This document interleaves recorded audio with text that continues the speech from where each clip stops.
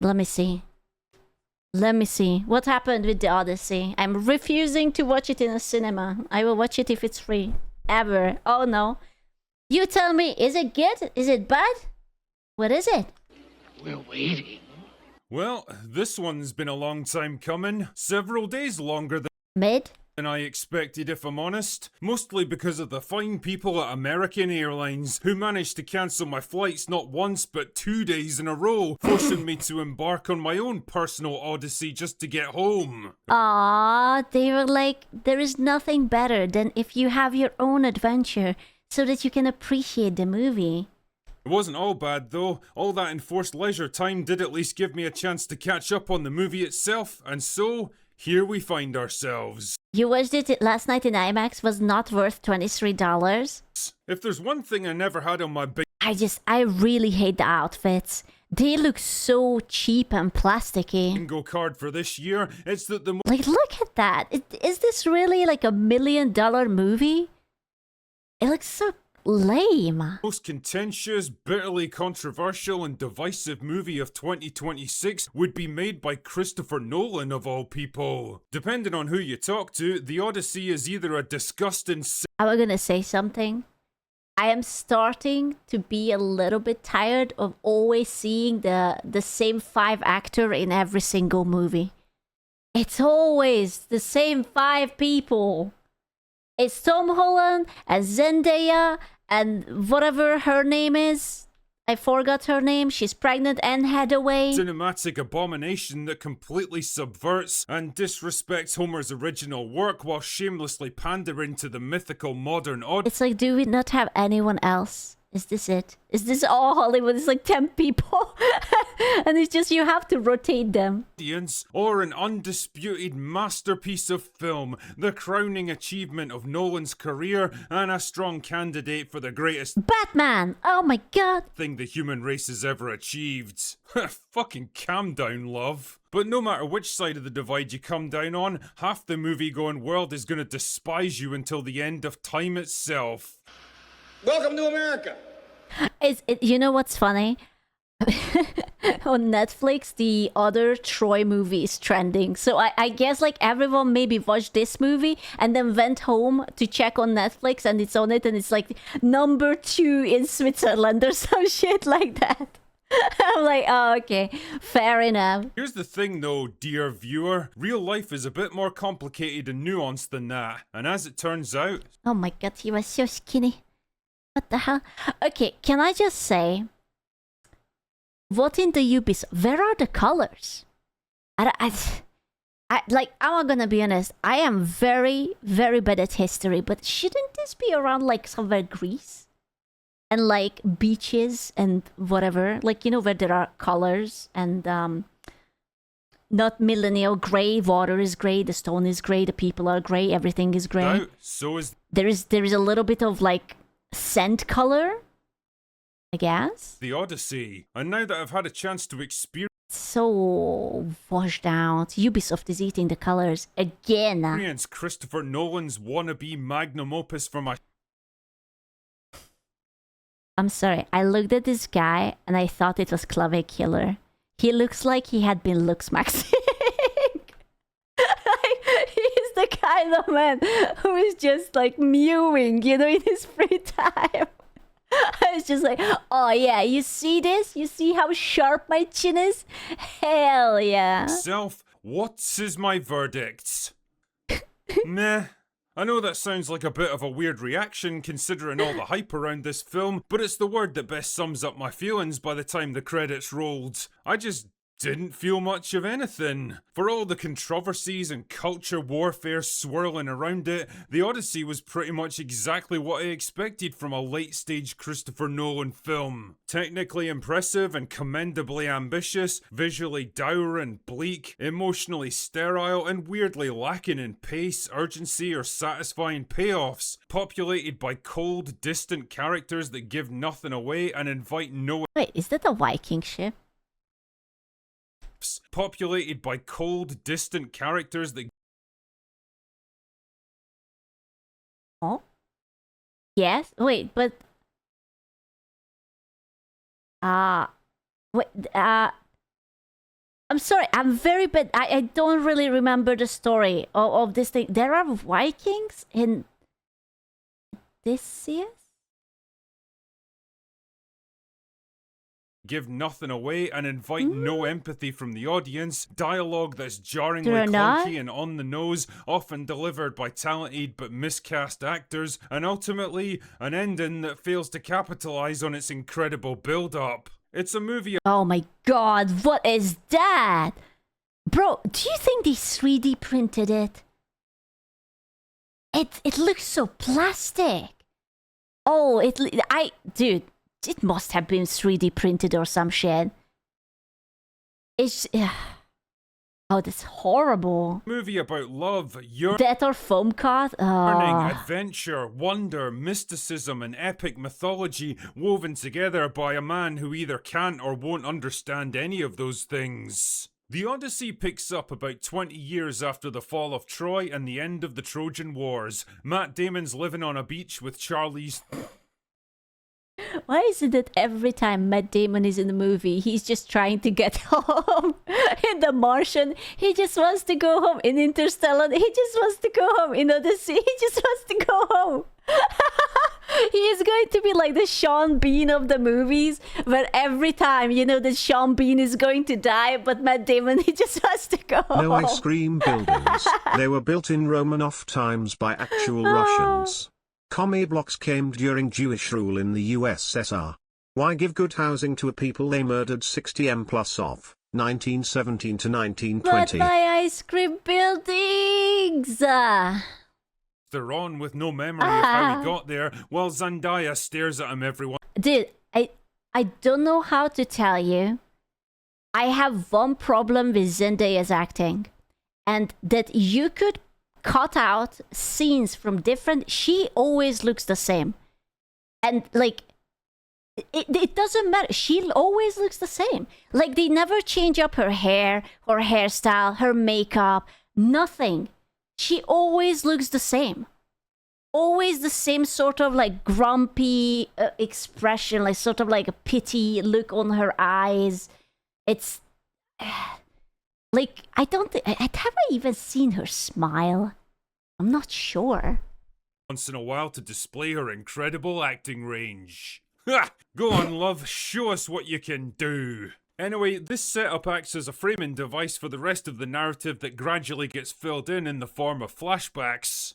Dude, I'm just waiting for Dune 3. That reminded me, because she's in that too. First of which is the Siege of Troy, where Matt Damon uses the Trojan horse to get him and his men inside so they can open the gates and end the 10-year-long siege. Yep, it took him 10 years to come up with that fucking idea. Anyway, with the war successfully over, everyone's like... Okay, but is there a reason why this soldier is so freaking fashionable? Like, he just looks really, really TikTok ready. He's like, I'm about to do my dances, my trance. Guess That's the king?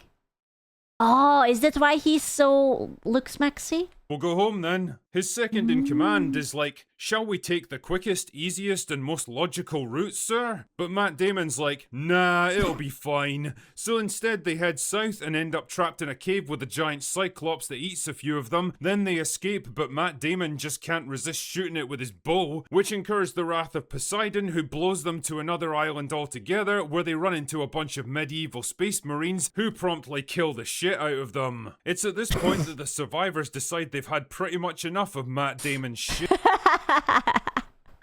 And they head off to find a lovely woman named Cersei who turns them into pigs because she hates men or something. Beautiful. Yeah. Yeah. Wow, I didn't know that the story was so endless in message. Wow. It's just like the present. Nothing really changed, huh? But then Matt Damon shows up and persuades her to turn them back into humans and decides he should probably get some advice on how to get home quickly because, you know, this whole journey is starting to drag on a bit. Wait, he asked for directions from a woman? Oh. Did it take another 10 years for them to go home or what? bit now. So him and his bros literally go to hell itself and get Fuck. berated by the spirit of Elliot Page for a while, then land on another island where they're told not to eat any of the cattle there or they'll all be cursed to death. So they eat the cattle and wouldn't you know it, their ship gets destroyed in a storm and Matt Damon washes up on a beach with Charlize Theron, who keeps him drugged and ignorant for the next 7 years. I mean, there are worse fate than that. Oh no, sexy woman wants to keep me on her island forever. Oh no. But eventually he decides he ought to get back to his wife Anne Hathaway because it's been like 20 years now, and It's 20 years. I kind of miss her. Do I? Maybe not. she's probably wondering where he got to. I mean, like, no offense to Anne Hathaway or anything, but if I had a choice between her and an immortal Charlize Theron, well, I know which one I'd be choosing. Have you considered that maybe Matt Damon wasn't staying there because he was, mesmerized and cursed to stay there for 20 years, but he just didn't really feel like going home? You know? You never know. Anyway, so he makes a raft out of bits of leftover ship that washed up with him Whee! and just kind of says, fuck it, let's see where I end up. And wouldn't you know it, he ends up right back at Ithaca, the very No, he ends up with Zendaya. No, go back to Charlize Theron. No. place he's been trying to get to this whole time. That was lucky. Now, while all this has been going on, Anne Hathaway's been fending off potential suitors who all want to marry her so they can become the next king of Ithaca, and as you can imagine, they're getting a bit impatient after 2 decades of being dicked around. Anyway, can Anne Hathaway hold out until Matt Damon rescues himself for the first time in cinema history, or will Ithaca fall to chaos and bloodsheds?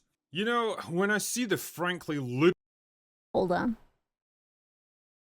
I am looking at the armor. It bothers me so much how flimsy and plasticky it looks. Like, am I supposed to think that that's metal? Or is it supposed to be leather? Like, what is it supposed to be? Because I think it's plastic. But I'm not even sure what I'm supposed to believe. frankly ludicrous amount of praise that's been Level 10 armor from an RPG? Yeah, you get like 3 defense and that's it. Call it a day. on this movie over the past week. It kind of reminds me of the borderline hysteria around Black Panther a few years ago, except with pretentious wannabe intellectuals terrified of getting Bro, she has like a tack neck. Look at the hump. Whoop. She might need to check like a chiropractor or something. lumped in with the unwashed plebs if they dare to criticize Nolan's masterpiece, or just partisan culture warriors willing to say and do basically anything to own the chuds. The movie's been dogged by controversy ever since the initial casting was announced, so I guess we might as well start by addressing the 3 elephants in the room. Yes, Elliot Page, Lupita Nyong'o, and Zendaya are all in this movie. Yes, Elliot Page looks just as ridiculous as you might imagine trying to run in a heavy suit of armor. No, they don't have more than a couple of minutes of screen time each and they're largely irrelevant to the story, and Zendaya doesn't even act so much as exists on screen. And yet, she must get millions for it. Can you imagine just showing up to a place, they put like a veil on you, some towels, it's like, okay, just sit there and look like that you're having a tummy ache. Okay, $5 million. Congratulations. I know it's the principle of the thing for a lot of people. I think Zendaya was supposed to be Athena, maybe? Question mark? There was someone in chat who actually watched that. And if you're really bothered by stuff like that, it's kind of like me saying I only spat in your food a little bit. It's kind of strange that she's Athena because if I would close my eyes, I would think about Athena's very characteristic helmet. So the fact that they just put her into like a white, I don't know, robe or something, it's kind of odd. Like that's the first thing that I think about her helmet, you know? So why aren't you eating it? The point I'm getting at here is that as much as these three dominated the headlines around this movie, they really don't have much of an impact on the film itself, and they had no impact on my perception of it. They come and go so quickly you barely even notice them. While we're talking about casting though, probably the funniest bit for me was John Leguizamo as a blind old servant of Odysseus who's been given a shitty white wig to try to make him look older, and basically nothing else. I mean, couldn't you have just hired an actual Oh my, that's that guy? old man? Are you really telling me that John Leguizamo was so fucking I couldn't even recognize him. Holy shit. good that nobody else could play this role? Ah, whatever. Ultimately, you'll either accept. You know what I think this is? I think Nolan has a handful of people, of actors who he's like sort of friends with. So it was like Nolan and friends. And he just got all the people that he could get. It's like, hey, big budget, we're gonna do it. Da da da da da. I like working with you, whatever, right? Stuff like this, or you just won't watch the movie in the first place. For me though, the bigger issue with the Odyssey is the creative philosophy behind it, and I might as well just come out and say it here. I was pretty fucking bored with this movie. Not because of the source material, not because of the labyrinthine adventure, and not because of the runtime, but because it just refuses to let me in. Nolan's slavish devotion to rendering everything into a grounded, believable tone robs the Odyssey of the very things that make it so compelling. Its mythology and its sense of wonder. It's like looking at some I'm sorry, you're an adult. There is no sense of wonder, okay? There's only taxes and war and blood and plastic armors. beautiful sculpture rendered into a mathematical formula. You can sense the work and precision that went into it, but it doesn't really stir anything in you. There wasn't a single character in this movie that I could ever truly empathize with and root. Okay, I'm sorry. Did he just yeet a man and cut a tree with it? Or did the tree get cut before he was yeeted? Hold up. For truly Hold up. Do you see it? That it like the tree starts splitting before he collapses? Hold up. How is the tree split in half? Because this is where he collides with it, but by this time the tree is already separated from this part. Huh? doesn't really stir anything in you. There wasn't a single character in this movie that I could ever truly empathize. You see that shit? Oh my! Is that on purpose? Do you think they accidentally cued like the CGI a little bit like too fast or something? With and root for, because none of them talk or act anything. They use practical effects. The top half is suspended. Oh, do you think they like pulled it up too fast so that the guy can like go through the space? Yeah. Like real human beings. That's just silly. Damn man, even the fucking gods are boring. I mean, really, Zendaya's the only one who takes Did you call her Zendaya? It's not Zendaya. physical form, and even then she acts more like Odysseus' conscience than an active part of the narrative. Odysseus himself is written as this weirdly cold, distant, aloof figure who barely reacts to the things he sees and experiences. His decisions imply that he's got a strong sense of adventure, recklessness, and curiosity about the world, but his emotions and dialogue are the exact opposite. He's like an android journeying home with no particular sense of urgency or investment, simply because he's programmed to do it. Where's the loving husband and father desperate to see his family again? Where's the absent king eager to retake the throne and lead his kingdom again? Where's the bold and witty adventurer, the compassionate leader of men? By the time the finale rolled around, I didn't particularly care whether he made it home because he doesn't seem to care much either. The movie seems to be portraying him as a Maybe he just went for milk, you know? And he was like, hell, I have to go home. I don't want to. vaguely traumatized war veteran haunted by his actions at Troy and his guilt over the sacking of the city, which I get the impression wasn't really part of Homer's original story. And his various trials and setbacks are framed more as a well-deserved punishment for what he sees as his betrayal of his principles, which is nice and all, but it also robs him of agency because he's no longer striving towards the goal of getting home, but instead just kind of waiting for the next horrible thing to happen to him. His reunion reunion with his son, his wife, and his vengeance against the suitors should be this triumphant, cathartic release of emotions that have been building through the whole movie, but it all comes across as flat, procedural, and obligatory. You know, I think it would have been a better ending if he actually just dies and the queen steps off as the mighty ruler and rejects all the suitors and becomes the leader she knows she is, you know? I think that's what this kid please. No, I think that's Just a brutal fight in semi-darkness where you can barely even tell what's going on. Shit, man, even watching an old dog finally Ducky. dying after being reunited with his beloved master for the first time in years. There's a dog dying. I'm not watching it. Okay, that's it. I am not watching movies where dog dies. No. 0 out of 10. Dog dies, I'm not watching. Uninterested. Which should be an emotional slam dunk, doesn't really hit because the character himself barely even acknowledges it. The only actor who really seems to be going for it is Robert Pattinson, who plays every trick in the book to make his antagonist as much of an obnoxious, cowardly asshole as possible. It works. You really do hate the guy, but if the only character in your movie that inspires any kind of emotion is your antagonist, well, you've got problems. Another problem here is the dialogue, not just the jarring use of American accents and modern slang, swear words and terminology, but how fucking on the nose and clumsy it is. 10 years on this fucking beach. Let's go home.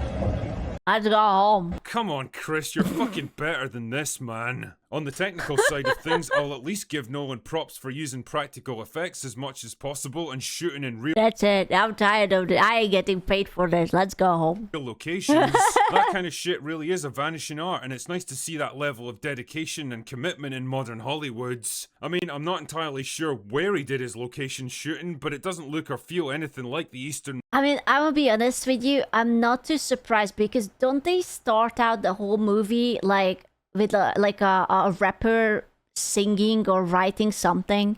Like, don't they open it with like some random singer just like, I don't know, Travis Scott? Yeah, exactly. So it's like I feel like maybe this is just a very Americanized Odyssey. Like a diss track for the gods. Yeah, it's like, yo. Mediterranean, where it's meant to be set. With the washed out colours, overcast grey skies and bleak windswept hillsides, it looks more like Scotland in November. And I guess that really sums up the overall tone of this film. There are no colors. That's it. I'm sorry, buddy. No magic, no whimsy, no colors, no amazing costumes. Sorry. Bleak, dull, muted, and relentlessly dour. Ugh. An adventure without spirit, a hero's journey without a hero, an epic saga without any sense of scale and grandeur, a clinical, precise, finely engineered movie made by a man of great technical skill and intellectual power, who can process and study every line of the source material, but who seems to lack the romantic soul and the wonder and the sheer humanity to bring it all to life. You know what this reminds me of? Of the guy who is making the Avatar series. Not the cartoon / anime one, but the blue people thingy. Like, he came out... Yeah, Cameron. He came out with the first Avatar and it was like all brand new and fancy and beautiful. And now it's like he keeps putting out an Avatar movie one every year and it's kind of like... I don't know, like a slop. Like... I watched the Way of Water and it was beautiful, but it was a little bit like boring. I know that the Fire one is out, but I haven't even seen it because I don't really care. And I think there will be like another one, but I already lost interest like in the previous movie ago. For me, the Odyssey was an impressive... Wait, there were more than 2? Yeah, I think he is going to make like an Earth one. You know, like, haha, it's the Avatar, but it's also... Or a 5? He's gonna make me 2 more? Bro, the story is really not as interesting. Thought-provoking So, aha! Wow. movie with an incredible cast, made by one of the most successful directors of his age, and it'll probably go on to rake in a lot of money and awards just like we all knew it would. But ultimately, it's a movie I'll probably never watch or even think about again. And that really is the most damning indictment of all. I will be honest with you, I started to feel this with Tenet. I didn't hate Tenet, but Inception was so good before that, or even like the Batman series, that it felt like it was like a step down. Like I felt a little bit like bored during Tenet. It wasn't bad. It was just not as mind-boggling. Is it worth? I mean, it's not bad. It's just, I don't know. Like it didn't really grip me as much. Like I know when Inception came out, I was so hardcore clicking onto it. I have watched it like 20 times. When Interstellar came out, same thing. I was addicted to it. I watched Tenet once and that was like, yeah, whatever. Like, that's fine. It's not bad. It's just, I'm not really interested in rewatching it. Oh. Anyway, that's all I've got for today. Go away now. Like, Interstellar and Inception were so visually interesting, and I feel like he tried it with Tenet too, but it was a little bit like gray and dull, and it was more like, you know, I don't know. What do you mean you need to watch Inception still? What do you mean that you haven't seen Inception? What? How did... Bro, watch it. If you only have to do one day tomorrow, just watch it. Jesus Christ, bro. But it's different. Interstellar is mid. Take that back right now.